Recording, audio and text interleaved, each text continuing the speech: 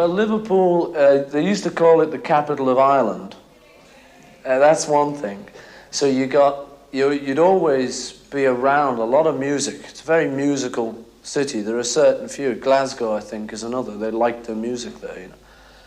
So you had all the kind of old music hall stuff, which was going through my dad's era. You know, my dad used to work on a spotlight in the music halls. And so he got a lot of influence from all of that, you know, all the old music hall acts, which he passed on to me just by playing piano. He used to work on the limelights when it was actually a piece of lime that they burned. And they had to trim the piece of lime. And he used to come home after the first house on the music hall, and he'd bring home programs from the first house, and my Auntie Millie would iron them, and he'd take them back for second house and flog them again. A taste of honey, tasting much sweeter than wine. Do-do-do-do, do-do-do-do, I dream of you. I say a lot of the sailors brought, I mean, in Liverpool, you'd know about people like Big Bill Broonzy, Gene Vincent, Bill Haley, Ray Charles, Chuck Berry, Little Richard, Elvis, before a lot of people in America knew about it, really. There was the big kind of blues country. There's a huge kind of country following in Liverpool, for instance. Again, I suppose, off the travellers, you know, mainly the sailors. A lot of sailors shipped out of Liverpool. You've got the Irish influence, the old Irish folk music was very like kind of Indian music, you know. It's a very rich thing to draw on, all of that. So put it all together and you kind of find all of my influences in there, you know, from kind of Fred Astaire to Big Bill Broonzy, you know. It's quite a way.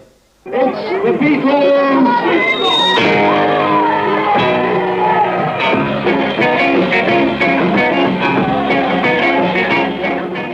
It was scruffy, very scruffy.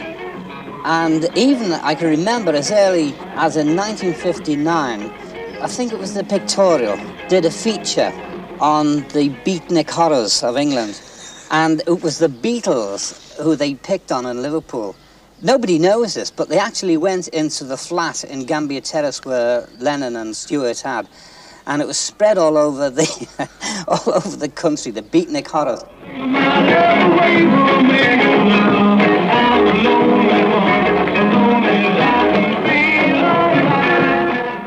When I sent them up to Scotland for a promotion, when he arrived, he took one look at them, phoned and said, "What the hell have you sent me up?"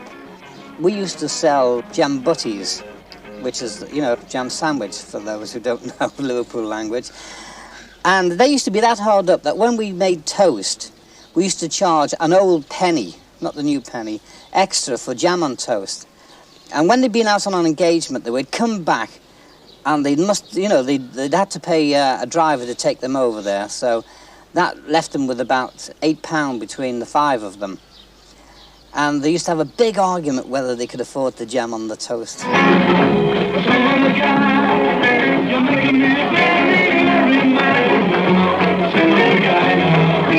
We had a West Indian steel band playing, and, you know, with us being a port, a lot of seafarers used to come into Liverpool. And I think some seamen came along from Hamburg, heard the group, and behind my back made a deal. And next minute, when I went down, there was no steel band. They'd all done a midnight flit to Hamburg.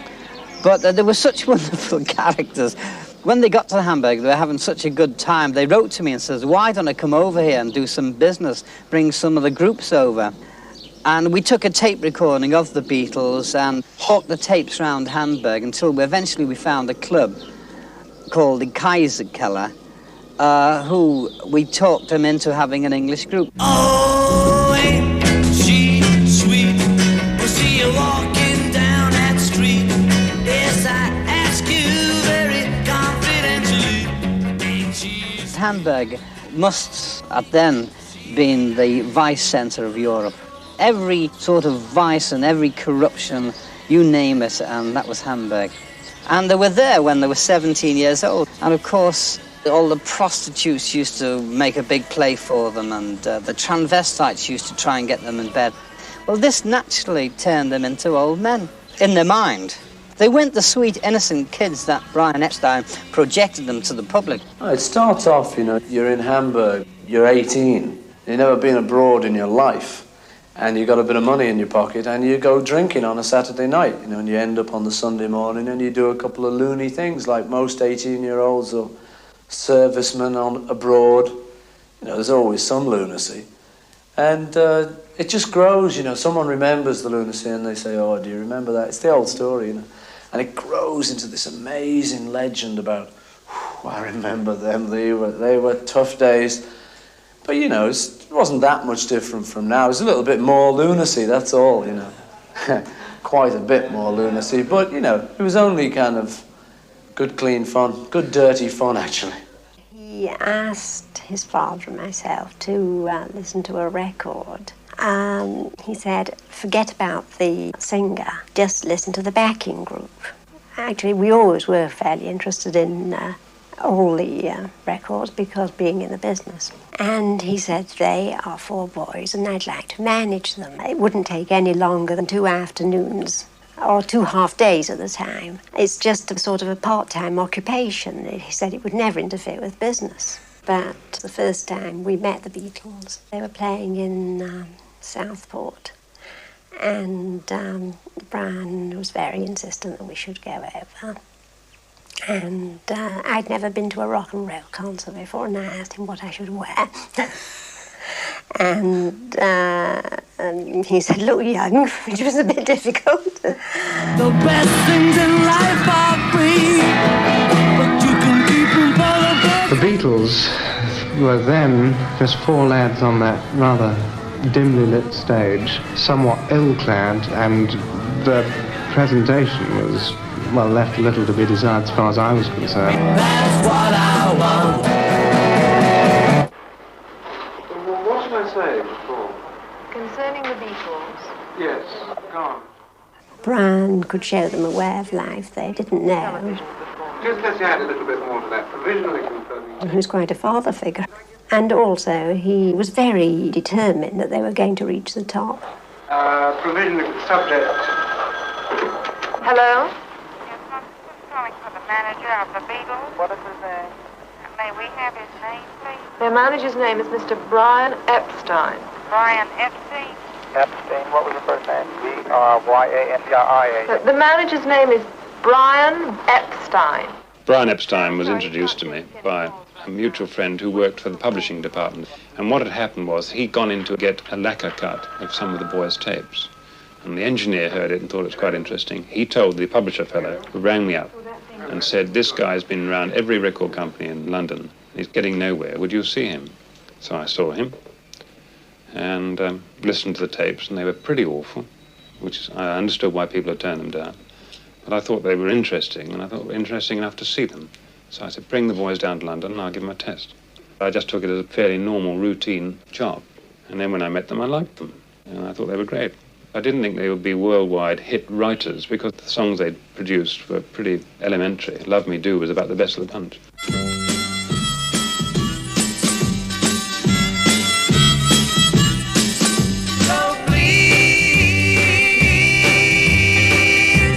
Love me. They were very quick learners, you know. After the first couple of years, they knew almost as much about recording as I did. And they were always wanting to experiment, always asking questions. We did a lot of learning together. He had a very great musical knowledge and background. So he could translate for us and suggest a lot of things, which he did, you know. And he'd come up with amazing technical things like slowing down the piano and playing it slow and putting it on and things like that, you know. Well, we'd be saying, well, can we're on it, go, and e, and he'd say, well, look, chaps, I thought of this afternoon. Last night I was talking to whoever he was talking, and I came up with this, you know, and we'd say, oh, great, I'll put it on here, you know. But he also come up with things like, well, have you heard an oboe? Oh, which one's that? Is this one? Hey, that would be nice. So it was really, we grew together. It's more fun in the record if there's a few sounds that you don't really know what they are. And if something happens on here, you know, I couldn't tell you what, because we have a special man who sits here and goes like this. And the guitar turns into a piano or something, you know. And then you may say, why don't you use a piano? Because the piano sounds like a guitar.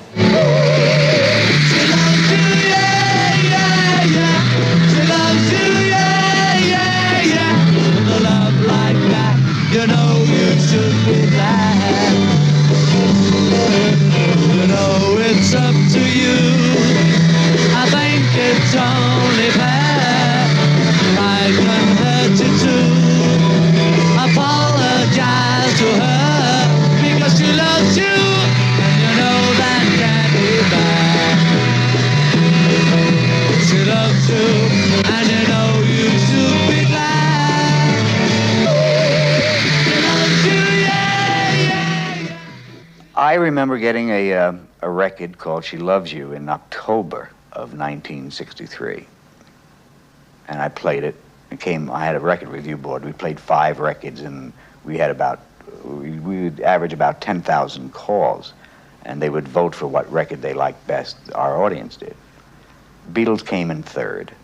I then played it for about 2 or 3 weeks, and nothing happened. I did my Christmas show, went away to Miami Beach, I remember, on a vacation. I started putting it on the radio, and all of a sudden, every other record was a Beatle record. Got a call from my program director at WINS and said, hey, you got to come back. I said, why? He says, the Beatles are coming. I said, well, get yourself an exterminator.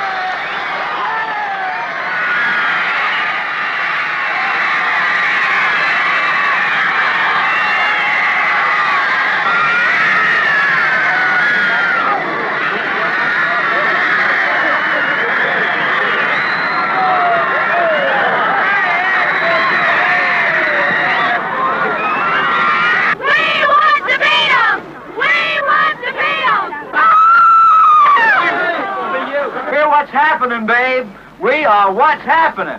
The Beatles and Murray the Cave. Oh, where are we going for TV place now? Stand by and listen to Wins and tell your friends. Tomorrow morning, an exciting morning on Wins' Brad Phillips has the battles of the Beatles. The Beatles take on all the groups in the world. Tomorrow on Wins, and your favorites will be represented by vote. Tomorrow night at 7, the Beatles read their own poetry on a documentary, Meet the Beatles. They're all over the world. Oh, really? One full hour with the Beatles. Tomorrow night from 7 to 8, here at Wins. Don't we ain't written no looking for a poetry. filter cigarette. Bobby Soxer is a girl who wears Bobby socks and is the typical teenage girl. And we put the name the Beatles right across the sock because we think that the girls in America are going to want to be associated with the Beatles, and that is certainly evidenced by what you've seen around here in the last day. And distribution of this kind runs into tens of thousands of dozens a week. We can ship these starting Monday. Literally. We will put out socks starting Monday, right through our plant. We're in production now. As a matter of fact, we might have jumped the gun a little bit. We've already sold some of these. Nothing's in writing, but they're sold. We have appointments to move on. Now, we're ready to go. They put down the Beatles when they first came over, said they couldn't sing worth a damn. There was a David Susskind who does a program on people who said good music, you know, and they were talking about it being, you know, junk music and that it wouldn't last. It was a fad. It was something new. It was something that the establishment couldn't control. It was no longer the Tony Bennett's, Frank Sinatra's, and Nat King Cole's who was controlling the business. It was a bunch of young people. It was a great day to be young, and I think the establishment finally found that out because everybody wanted to be young after that. And younger clothes, and people sort of decided that if you can't beat them, join them. And I think that's what they try to do. A lot of them look kind of ridiculous doing it, but...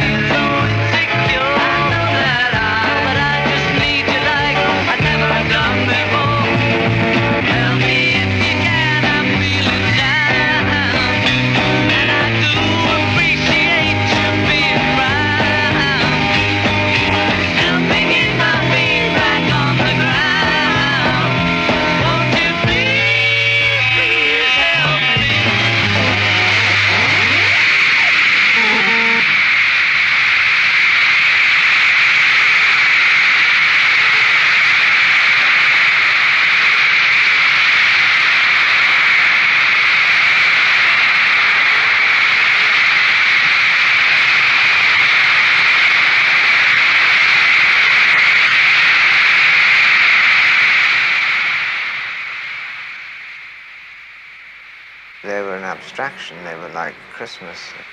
Whether it was the word, the Beatles, which still is magical, and a conversation stopper, and a thing to eavesdrop on, and a question I'm still pestered about.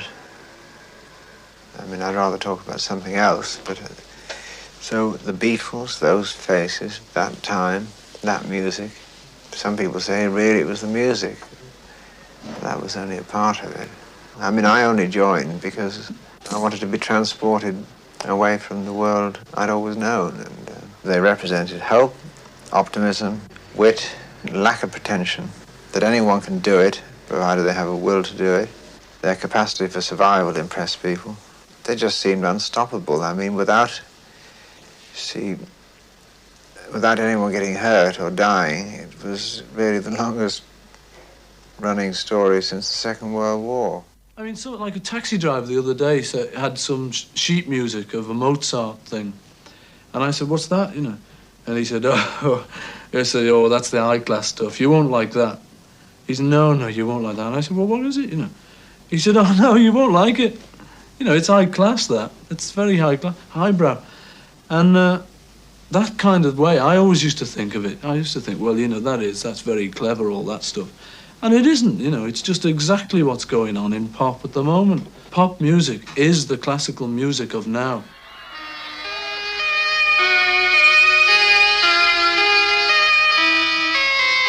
People just take our music and, you know, in a line, and we just sort of say, yeah, she was just 17. And they read everything into that, you know. She was a 17-year-old nymphomaniac working on the streets of Broadway. But, you know, what we meant is she's just 17. But it might mean all the other as well. I don't know, you know. I've no idea of any Aeolian cadences and, you know, miasmic climaxes and all of that. I mean, we're the last people to know about our songs, because the pop world's never heard the pop world as such, because we can't, you know, it's like if you look at a snapshot of yourself, you're looking at what tie you were wearing, or whether you were looking nice in the snapshot, you know, but anyone else would just take the snapshot and say, oh, that's good, that's a snapshot of Tony, you know, that's nice. We really just always think of ourselves as just happy little songwriters, just little rockers, you know, just playing in a rock group. But it gets more important than that after you've been over to America and you've sort of got knighted.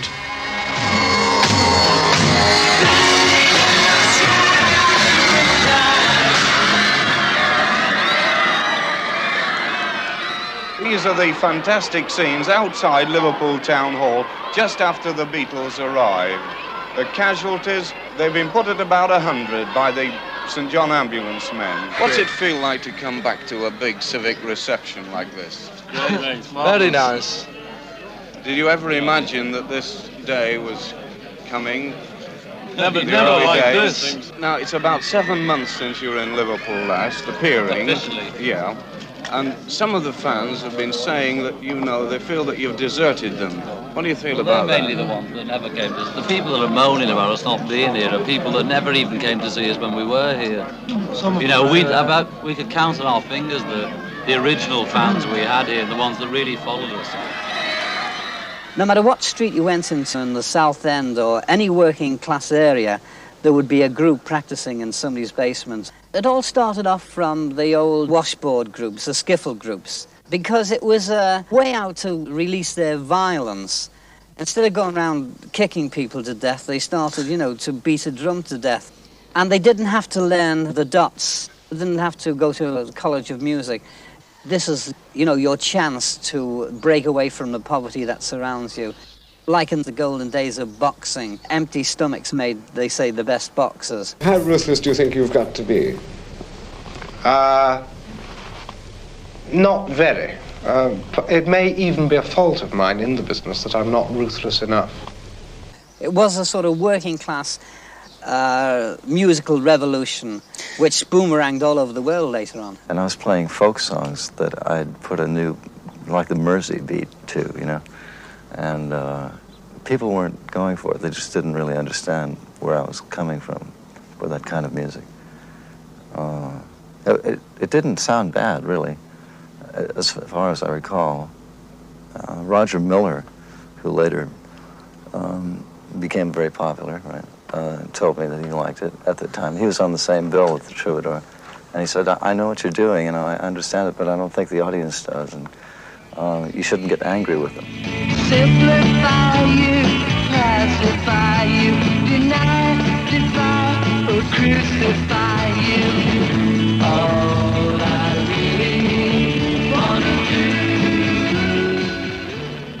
do. Everybody here was growing long hair. Everybody was trying to do the Mercy beat. I remember being led into concerts purely on the merit of having long hair and no instruments cases or anything. Oh, he must be one of them, Drag you down or bring you down, chain you down or bring you down.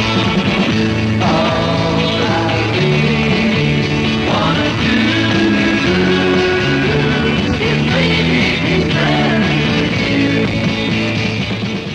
We were trying to break down the walls and established, it wasn't a bloody gun-firing revolution, but it was more of a feeling of promise for the future that we might be able to stop worrying about bombs and things.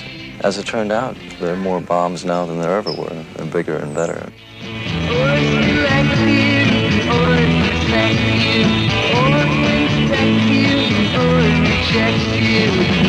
All I really. My mother and my uncle, Murray, they lived at the beach when they first came to California because they didn't have any money to get a house.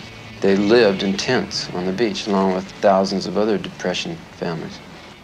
California was a dream world. I think it was the promised land, so to speak.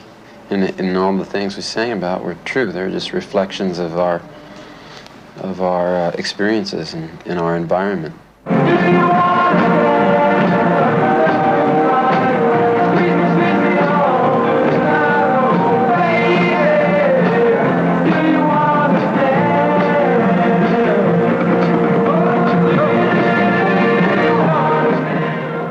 I love to sing, and I love to play.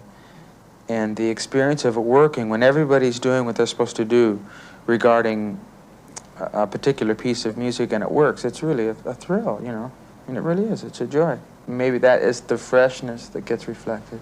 The whole thing's a wonder. I mean, I'm sitting here in a room, and we're making a film, and doing an interview, and it started out that we went into a room and sang, and I got on a piece of tape and then was on the radio, and a lot of people heard it and bought it, and we're here to play for people. Now, if that isn't a wonder, I mean, geez, that's a mind blower, isn't it? Well, she got her Denny's car and she cruised through a hamburger stand. Think she forgot all about the blind furry like she told her. Three of them being brothers, and I being their first cousin. The Beach Boys all sang together in a very loose structure. We'd just go over to each other's house and sing around the piano, and all very innocent at the beginning. And we didn't have any grand designs to be quote-unquote rock stars. And that has always been an integral part of our musical philosophy or philosophy of life. It's just the natural expression, uninhibited by stresses and tensions, is joyful and it's happiness. The Beach Boys, of course, were already successful by the time the Beatles came to America. But the Beach Boys, too, fell under the spell.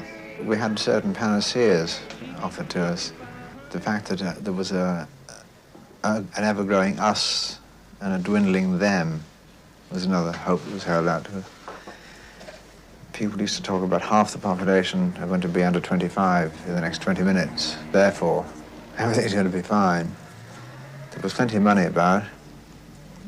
The peace movement seemed to be gathering steam. The war in Vietnam had not become what it was later to become. England had still never had it so good. Everyone seemed to be okay. Jennifer, Juniper lives upon the hill. Jennifer, Juniper sitting very still. Is she sleeping? I don't think so. And is she breathing? Yes, very low. What you doing, Jennifer, my love? Jennifer, Juniper, rides a dapple. It makes me very rich, and I got big dreams because of it. I see all the writers together again, and I see all the painters together again, all together under one roof, influencing each other and making beautiful things, controlling the whole market with all the art. Just how you'd imagine if you sat down, how you'd really like it. That's how we're going to make it. Like Greece, the Parthenon, all the great minds of the world sitting up on top of the world, working it out. Pop music is the beginning, because the pop music is changing the scene anyway. Fashion will change, architecture, eating, everything. Because we want it a certain way, and we're going to have it.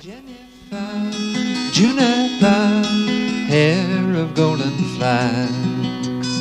Jennifer, Juniper, longs for what she likes. Now do you like her? Yes, I do, sir. And would you love her if I could, sir? Oh, what you doing, Jennifer, my love? Jennifer, Juniper, Jennifer, Juniper, oh, Jennifer, Juniper, oh, And I would talk to a lot of these kids, and what it amounted to is they wanted to live very fast, and die very young and have a good-looking corpse. That they just had no concern about tomorrow. I want to live today. And you would say things to them like, you know, how old are you? I'm 16. Have you tried, you know, camping out or walking across the bridge? Have you had a child? Have you been married? Have you lived with a woman? Hey, man, you know. And I didn't believe it. That they thought that that was all, those standard things of that humans go through in their lives were passé. That you must experience beyond that. And my whole wonderment was, well, why do you want to do that before you've done this? These are the basics of life. And they were all in a hurry.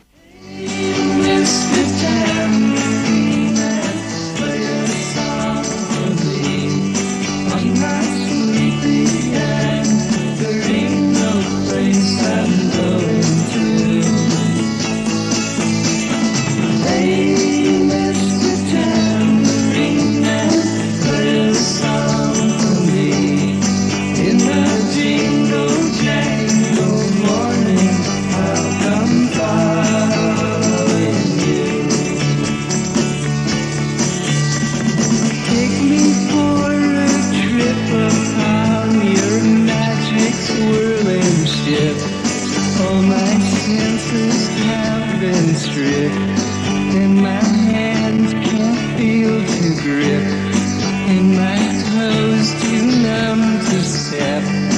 Wait only for my boot heels to be wandering.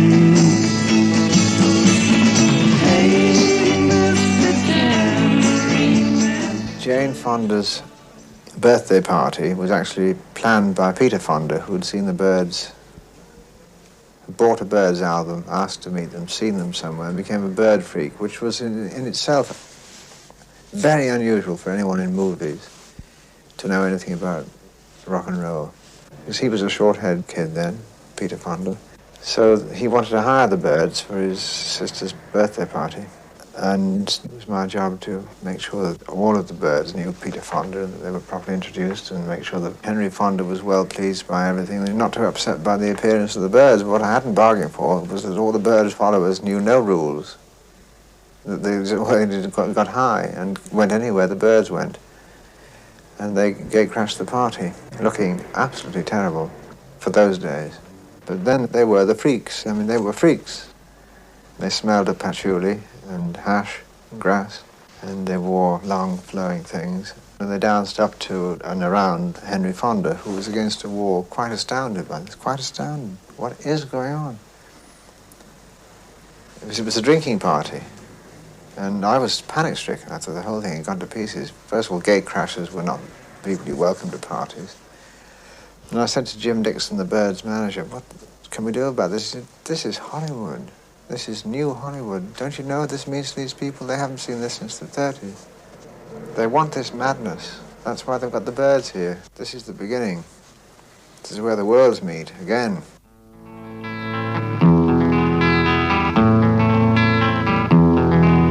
There is a house in New Orleans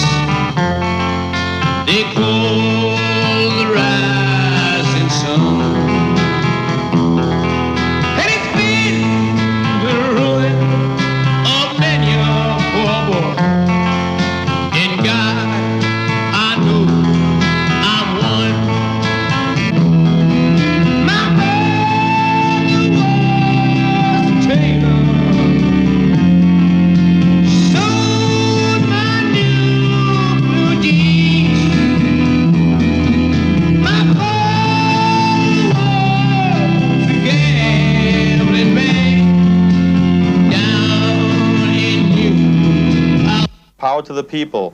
Music should be free. Flowers in the streets. Trees all over. We did many, many, many shows in the park. 10, 15,000 people would show up every Sunday. One time, I had my son on my shoulder. He was about 2 years old. I walked into the park, and it just hit me that I knew every face that was there. And they were all there, always there, every Sunday. And I started talking to them. I said, hi, dig the show, yeah. What do you do? Hey, man, wait for the Sunday, baby. What do you do? Hey, man, it's fun. Just wake up, man, and this is a groove. What do you do? I panhandle. Not once, this guy may have worked, this guy, but I'd say 60 to 70%. That was their life. And the only time he's satisfied is when he's on a drum.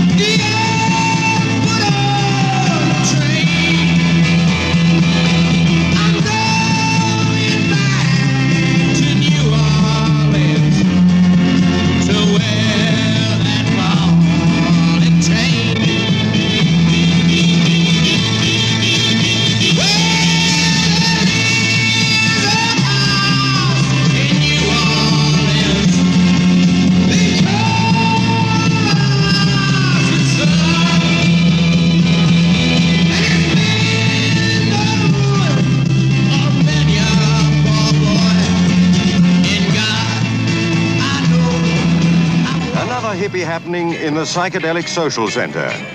And the beautiful people of London made their flower power way to Beatles, George and John's With It, Aladdin's Cave. Only they call it Apple. It's a new kind of boutique in Baker Street, catering for specialized tastes. George and John described their new venture as a kind of psychedelic Garden of Eden for lovers of hippie gear with all the trappings of beautiful living. After explaining that, George thought he'd take it easy. He was lucky he could find the chair. So he settled back to listen to the latest kind of shop-warming music as played by the group who designed the store. They call themselves The Fool. They thought it was divine, like everything else in the three-story psychedelic supermarket. Cilla Black was among the top shop warmers. So was Kenneth Tynan. There were lots of others we didn't recognize. Sherlock Holmes used to live in Baker Street. Perhaps he could have identified them. But the Beatles found it all very elementary. That shop business.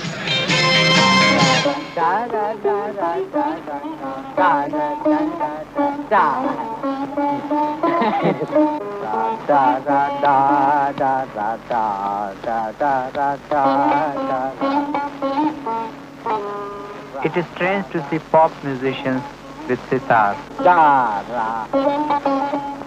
When George Harrison came to me, I didn't know what to think. But I found he really wanted to learn. I never thought our meeting would cause such an explosion. That Indian music could suddenly appear on the pop scene. I first started in 1950. There was only mono recording for a start, and there was no long players. And tape was just beginning to come in. Everything was done live, of course. The vocal was done along with the backing. But the studio became a workshop. And so I became very much involved in painting pictures with sound, which I think is what recordings are about nowadays. And it's fascinating, really, when you've got a palette of colors of sound at your disposal. You can do what you want with it. You can actually make sound pictures. It's good fun. John said to me, I've got a song called Being for the Benefit of Mr. Kite. And what we did there, I organized that he and I both played organs. And I'd overdubbed a kind of swirling chromatic run at half speed. And then, in order to give a background effect, I got lots of steam organ tapes and cut them all up. And then I said to the engineer, fling them up in the air, which he did, and I'll pick up all the bits and join them all together again. And he did that, and I said, let's hear it. And it still sounded too much like organs, so we said, reshuffle them a bit, turn that one round backwards so it doesn't sound quite so much. And then we eventually got a kind of tape that was nonsense. It had no musical shape, but it had the general sounds of a steam organ. And that's how Kite was done. Messrs. K and H assure the public their production will be second to none. And of course, Henry the Horse dances the waltz. I always was a record man, you know. I mean, I liked the studio always best once I got the hang of it and the control of it. I like it because it's complete control. So records is what I was hooked on. I remember singing Day in the Life on a guitar and Mal shouting 1, 2, 3, 4, 5 for the breaks, and it's really like that, and taking the picture on the album. Yeah. And if you look closely at the album cover, you'll see 2 people who are flying and 2 who aren't. That's just a little in-joke. 2 of them didn't share it with 2 others.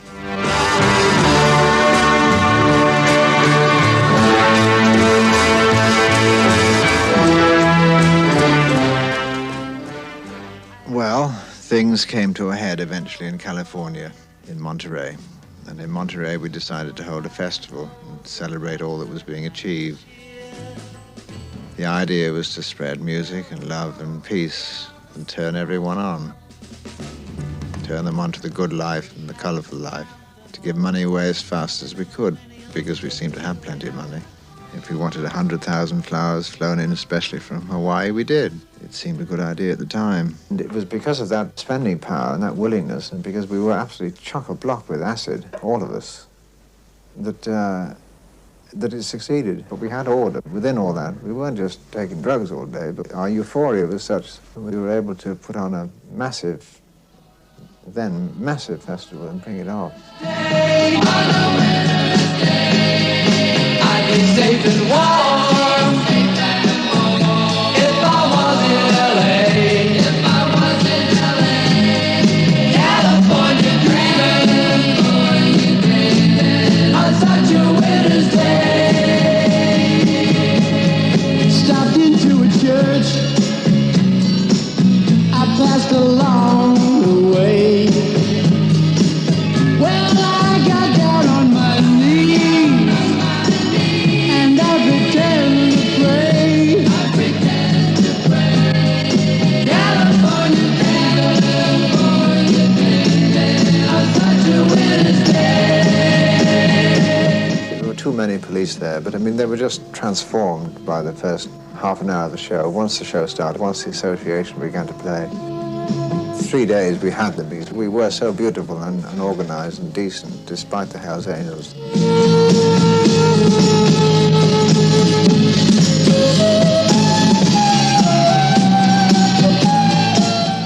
The Beatles were supposed to be there, and nobody would believe they weren't. The Beatles are here. Somebody said 3 of them are here, dressed as hippies, in disguise. So that was what I announced. It's understood that 3 of the Beatles are here, but we don't know which of them, and they're all disguised. The answer to that is, how do you know that the 3 of them are here if they're all disguised? Which 3? The Beatles were there, of course, at Monterey, but only in spirit, because without them none of this could have happened. In reality, they were thousands of miles away, preparing to record a song for a TV satellite program. Brian had telephoned me and said, it's their finest. It sounded dramatic, but in a sense it was their finest, because it was all you need is love, which was then what we believed, and maybe still should believe. It was seen and heard by millions and millions of people all over the world. It caused people to say, people who'd never really liked the Beatles, that they were among the great treasures. Pop music really never had a finer moment.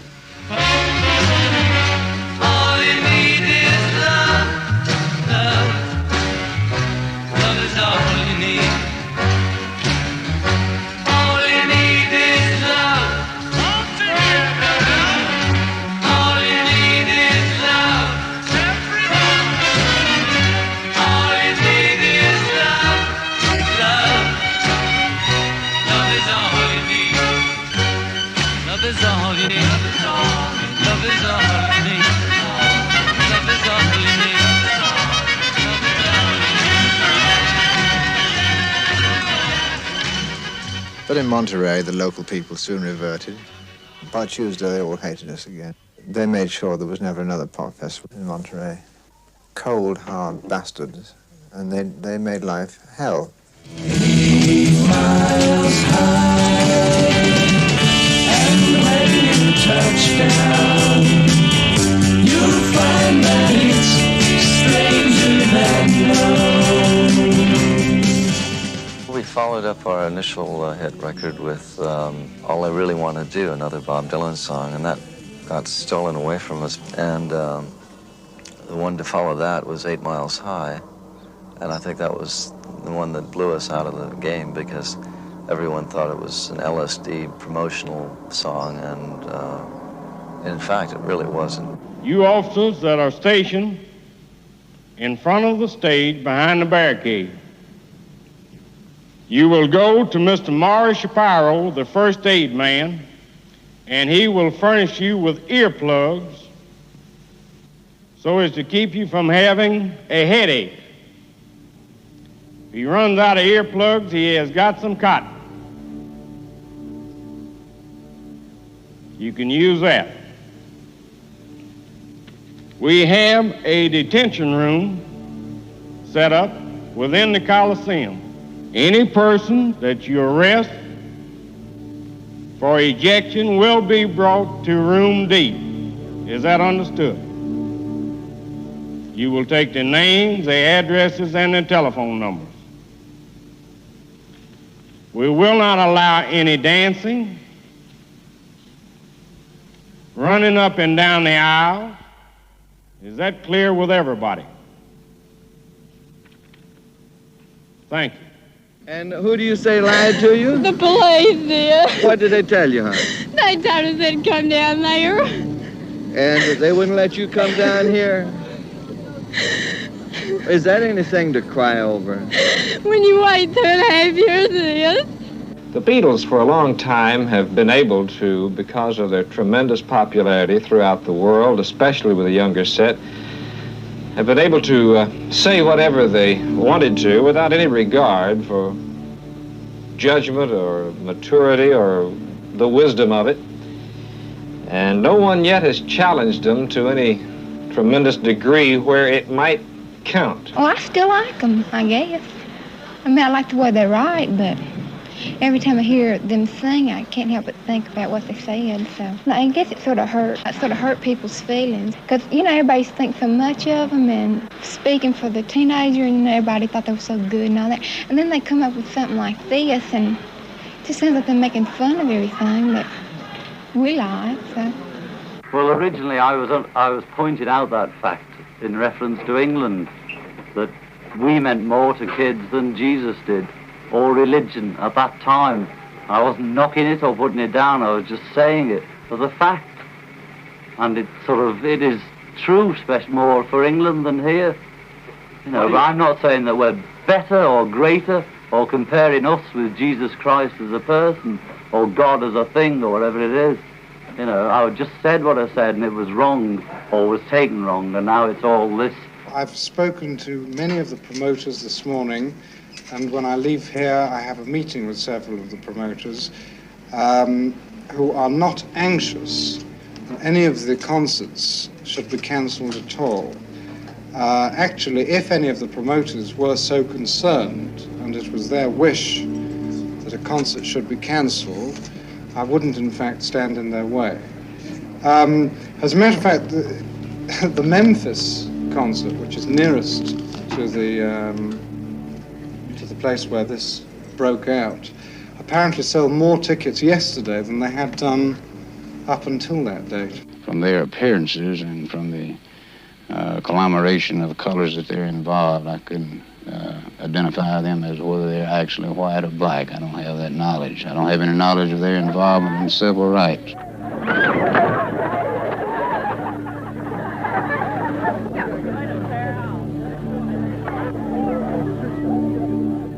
The only attitude I could assume that they're interested in one thing, and that's the greenback dollar and what money they could get. If it would be popular to be black, I'm sure they'd consider themselves black. If it's popular to be white, they'd be white. All they're after is the fast buck that they can get. I'd been home about a couple of days, and Brian, he'd organised a flat for me near to his home. And Although I was very sad, I was very thrilled. I was going to live near Bran. Bran was going to America the following week. He was doing a TV program. He actually asked me to go with him, and I always regretted this, but I said I felt it was a little soon after his father died. And a friend of the family, who happened to be a doctor, they got in touch with Clive and they came along and told me. But for those first few, I don't know how long, I was just stunned. Nothing seemed to register at all. You obviously miss him a great deal still. Dreadfully, dreadfully. He sought an exclusivity in his relationships. He didn't like sharing too much. He was the following things: very funny, very romantic, very sensitive to beautiful things. He had other areas in his life which caused him some pain. We never knew where he went at night, and he often seemed to be depressed. He was often lonely, and like a lot of people who seemed to have a full address book, there were times he couldn't always reach people. If he didn't make plans, you can find yourself with an empty evening, and if you're used to a lot of people and nobody answered the phone that night, he would get very depressed and paranoid and think that it was all over. And it was in one of those weekends he died. John, where would you be today without Mr. Epstein? I don't know. Are you driving down to London tonight? Yes, somebody's taking us down here. You heard the news this afternoon, I believe. Yes. And Paul's already gone down? Yes. I see. You've no idea what your plans are for tomorrow? No, we'd just go and find out, And just have to play everything by ear. Yes. I understand that Mr. Epstein was to be initiated here tomorrow. Yes. When was he coming up? Was he coming up in the afternoon? Tomorrow. Just Monday, that's all we knew. And he was equally as interested as we are. But he wanted to know about life as much as we do. I spoke to him Wednesday evening, the evening before we first saw Maharishi's lecture, and he was in great spirits. I understand that this afternoon Maharishi conferred with you all. Could I ask you what advice he offered you? he told us not to get overwhelmed by grief, and to whatever thoughts we have of Brian, to keep them happy, because any thoughts we have of him will travel to him wherever he is. Yesterday, all my troubles seem so far away. Now it looks as though they're here to stay. Oh, I believe in yesterday. Suddenly, I'm not half the man I used to be. There's a shadow hanging over me. Oh, yesterday came suddenly.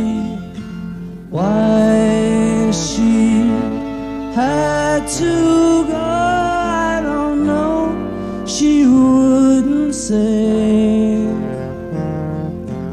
I said something wrong. Now I long for yesterday. Yesterday, love was such an easy game to play. Now I need a place to hide away. Oh, I believe in yesterday.